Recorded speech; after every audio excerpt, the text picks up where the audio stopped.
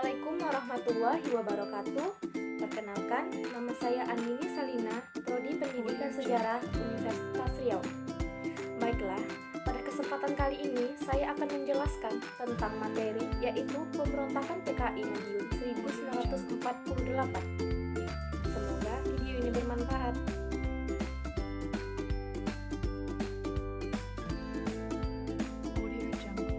Baiklah, langsung saja saya akan menjelaskan materinya yaitu pemberontakan PKI Madiun 1948.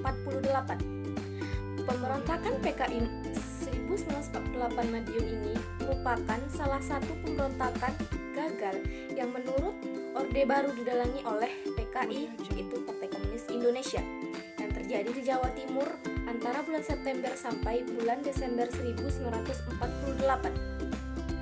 Ada sejumlah pihak yang merasa bahwa tuduhan PKI adalah dalang dari peristiwa ini sebelumnya, tetapi merupakan rekayasa pemerintah Orde Baru dan sebagian pelaku Orde Lama.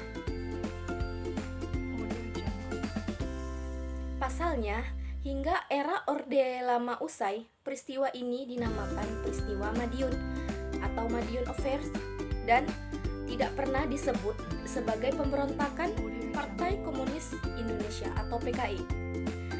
Baru pada Orde Baru ini peristiwa ini dimulai dinamakan yaitu pemberontakan PKI.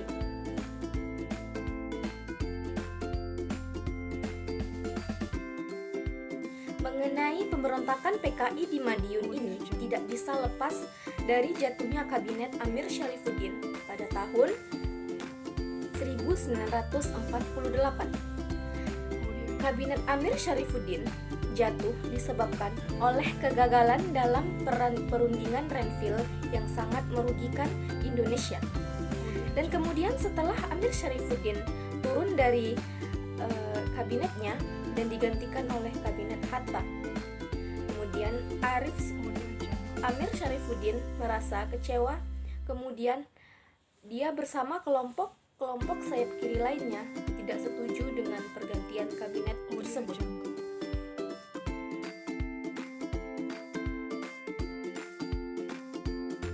Selanjutnya, perjanjian Renville pun merupakan salah satu hal yang paling utama dari terjadinya pemberontakan di Madiun ini karena perjanjian Renville, di mana di dalam perjanjian Renville ini Indonesia sangat dirugikan karena pihak Belanda dianggap menjadi pihak yang paling diuntungkan dan pihak kabinet Amir menjadi jatuh.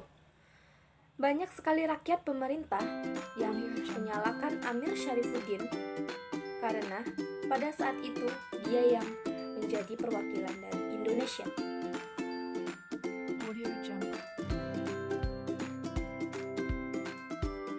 Selanjutnya, saya akan menjelaskan tentang tujuan dari pemberontakan PKI Madiun 1948.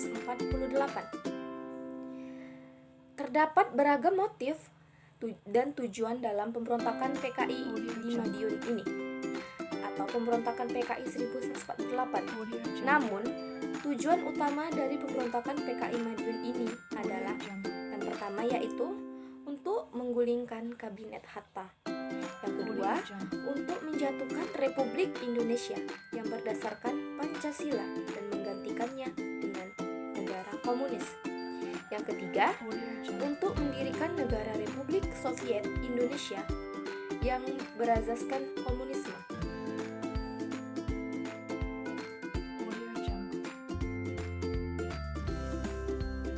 Baiklah, selanjutnya saya akan menjelaskan dampak dari pemberontakan PKI Madiun 1948.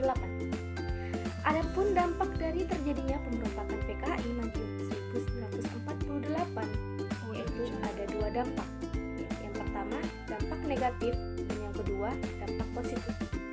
Adapun dampak negatif dari pemberontakan PKI Madiun 1948 yaitu pemberontakan PKI telah ikut melemahkan kekuatan pertahanan pasukan Republik Indonesia yang tengah menghadapi agresi militer Belanda.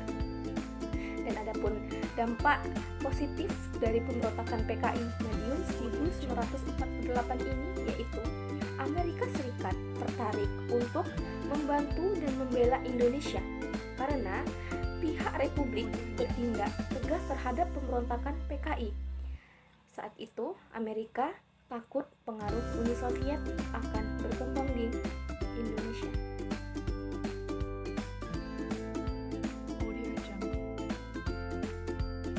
Baiklah, hanya segitu yang dapat saya sampaikan tentang materi pemberontakan PKI Madiun 1948. Semoga video ini